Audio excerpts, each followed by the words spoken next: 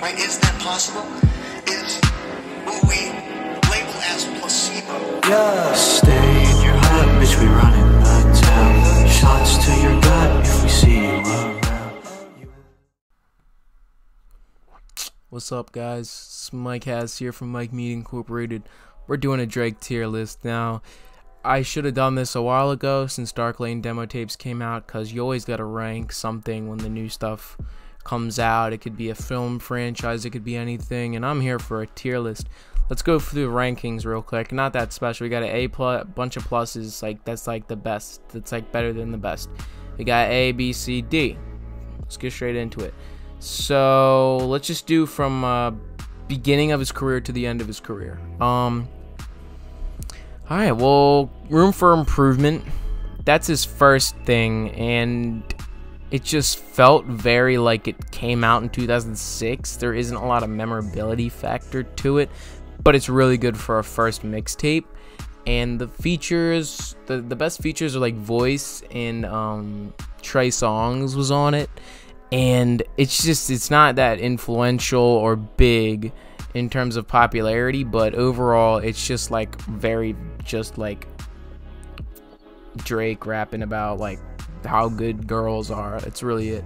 There was some good hardcore stuff like Do What You Do. I like that song. But if you want to find this album, it's on like Spinrilla, but it's not that special. But Drake did have Room for Improvement, and that's why it gets a C.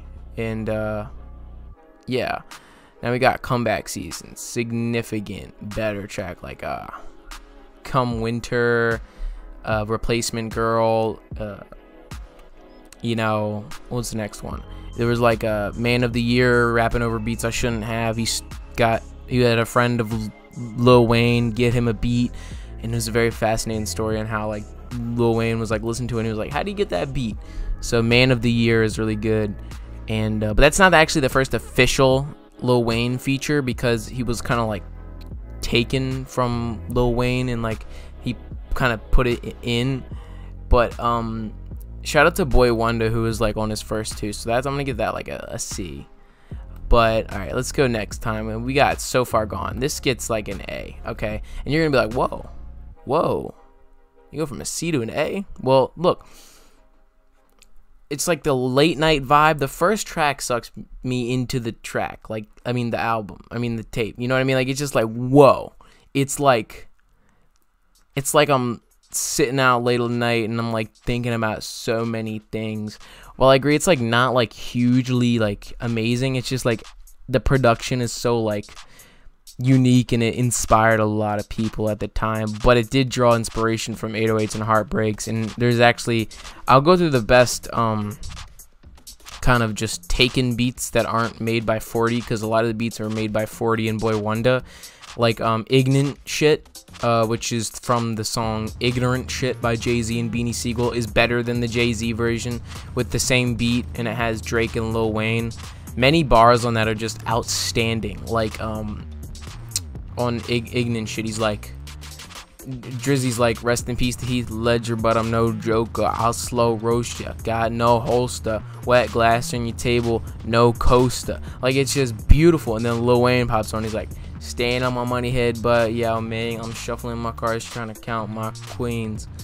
It's just like, the chemistry is also really good, but and the beat is like slowed down in the next song, and then he gets Lloyd from that one song Bedrock.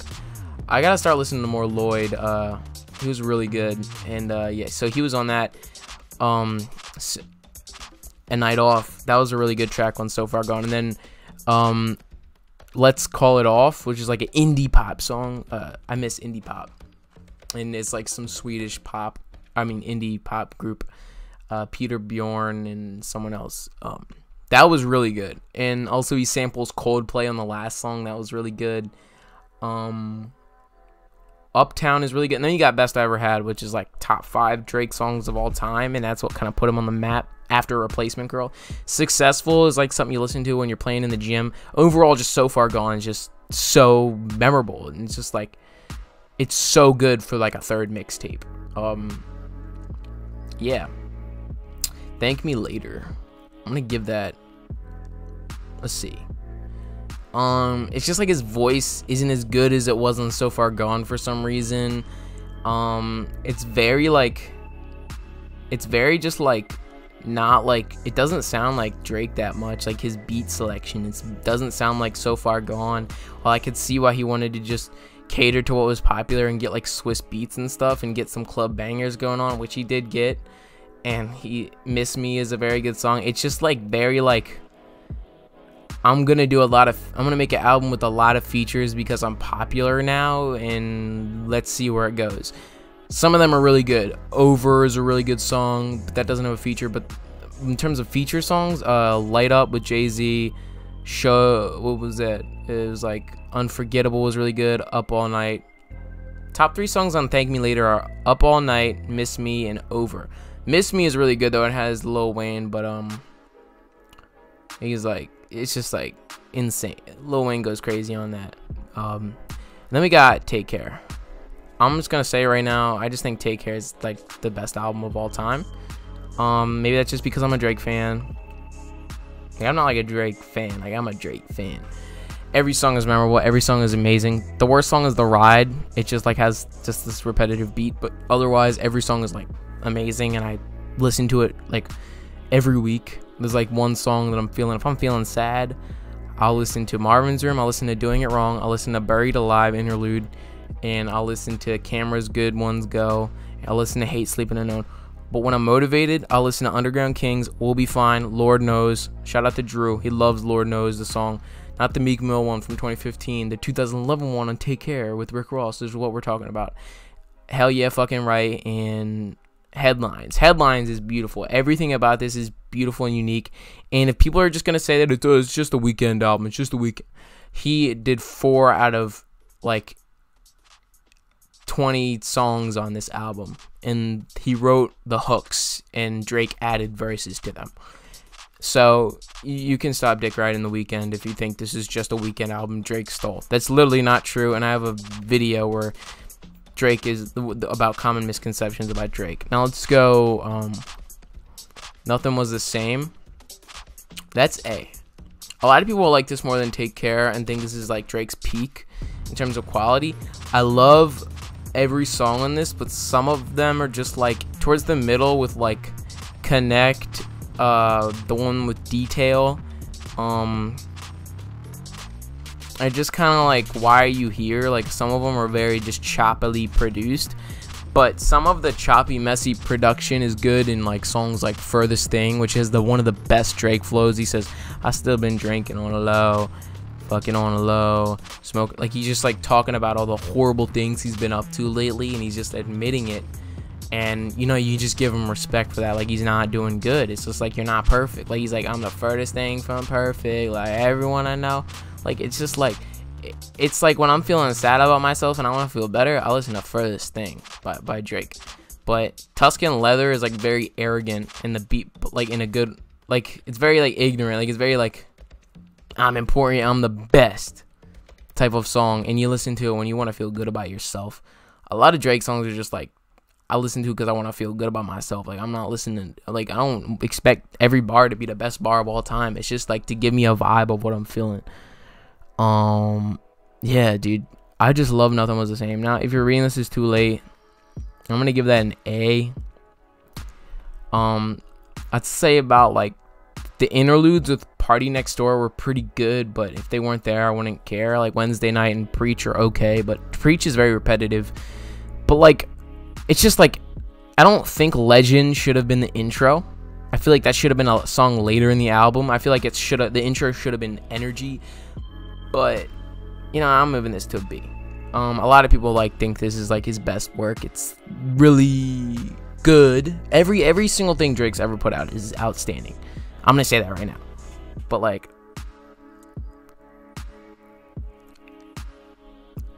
if you're reading this is too late, it's just so much hype songs. There's not a lot of sad stuff, but I mean that's not bad. It's just like, this is like, if you're like listening to Drake for not to hear the balance of R&B slow stuff and the balance of hardcore rap, this is more just rap and hardcore bangers for the gym. That's what, if you're reading this is too late. But the production is still solid. It's very like hazy and weird and kind of cloud rap-ish type of production, and I bang with it. Care package. Wait, no, we're doing it in order. Shit.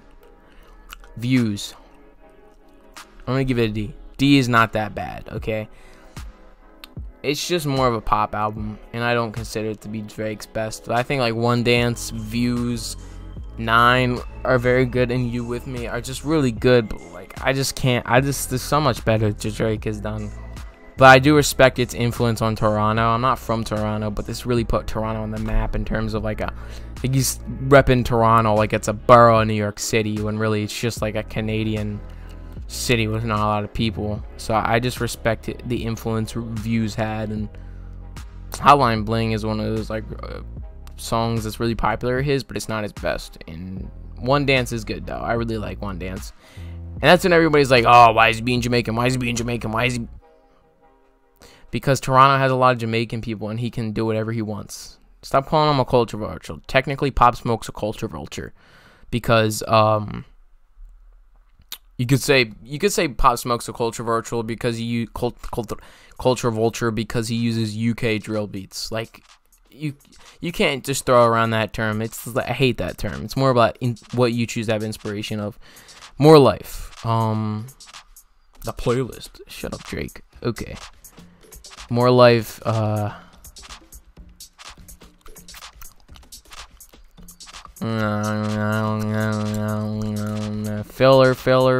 no, but good song. Alright, I'm just gonna put it here because it's better than Views. It's better than Views. The first song is a banger. The beat's a little bit repetitive, but it's just like free schmauk, hey, free. I guess it's like, I feel like he went too much UK with this, but like, it's good, but he stole X's flow, which is stolen from Uzi. Too much UK stuff. Very just too much like copied production, not as like unique and if not as Drake as Take Care, and not as 40 as Take Care and the top 3. But I just respect it's like I respect songs like Passion Fruit, Georgia Interlude, Free Smoke, and Can't Have Everything, and Do Not Disturb. Fake Love is just overplayed nonsense. I can't with that song. I like went to the roller rink in the 7th grade, and this song's playing, and I just wanted to like, you know, I'd be in jail for what I wanted to do when I heard that song. Scorpion. A lot of y'all hate on this. I don't hate on it that much. I feel like it does have a lot of filler, and like it did not need 24 tracks, but at least he tried to separate them evenly. Like he was like, the first half is rap songs and the second half is slow love songs. I'm gonna say what songs are good and bad on the first half, on the first side, because he did like a whole side A side B thing. Like it doesn't go 1 2 3 to 24. It goes like 1 2 3 to 12, then it goes 1 2 to 12. Like, you know what I mean? The first half, the best top 3 songs are Mob Ties, I'm Upset, and Sandra's Rose. Nah, not I'm Upset. Alright. Emotionless, Sandra's Rose, and Mob Ties are the top 3 songs on the back. Worst songs are like Talk Up, I'm Upset is okay, not that good, but like Peak, the first song is like okay. Survival, yeah, Survival's like eh. It should have been like, it should have had a beat switch and turn into something better, but like it didn't.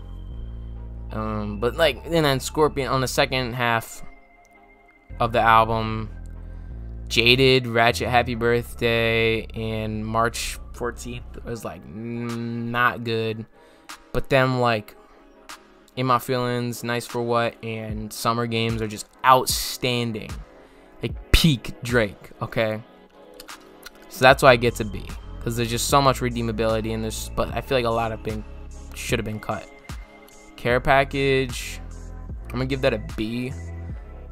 I feel like like it's almost like a best hits, even though none of these songs are officially released. Like How About Now, Cause I'm Up Right Now, like so good. And You know, Draft Day is good, but like Paris Morton music's so good. It's just like there's so much memorable unreleased things on here, like that made it like trust, like all what's on here is memorable, even though it wasn't officially released and it was just floating around online. But the best song is 5 a.m. in Toronto. That is literally one of the best songs ever made in the past 5 years. So there we go. And you're waiting for this. You've been waiting for this. There we go. Dark Lane demo tapes. Da da da da da da da da da da da da da da da da da da.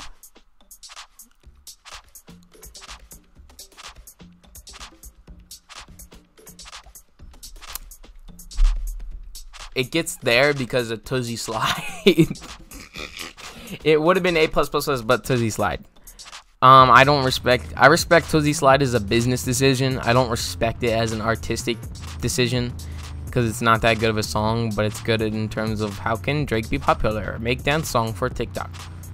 But otherwise, every song's fire. I'll do top 3. Deep Pockets, Not You Two, and Chicago Freestyle. Giveon, even though he sounds a bit like Sampha, he's deeper and he has a good voice, but Not You Two is like top tier sad Drake. In terms of top 5 sad Drake songs, I'm gonna go with Star 67, Not You Two, Marvin's Room, Doing It Wrong, and Jeopardy theme song starts playing. Furthest Thing. Those are top 5 sad Drake songs. Alright, what do you guys think of my top tier list? I'm pretty proud of it. I'm pretty, like, it was just on the fly. I didn't plan any of this. I just thought I'd just, like, get the pictures up, make my own list. Yeah, I rock with it. I rock with my tier list. But, like, all of these, like, if these are all on lists of, like, the best albums of all time, or slash mixtapes, or just projects by rappers in general, these would all be like A+++. You know what I mean? Like, just of all time. But in terms of Drake, because he's just so good, like D is just like being a D is like if I was ranking somebody else's career, it would be like B compared to them. It's just you can't compare anybody to Drake. You could compare some people to Drake, but like nah, you just can't compare that much people to Drake because he's such a GOAT. Yeah, tell me guys what you thought of my Drake tier list, and yeah, I'll see you guys in the next video.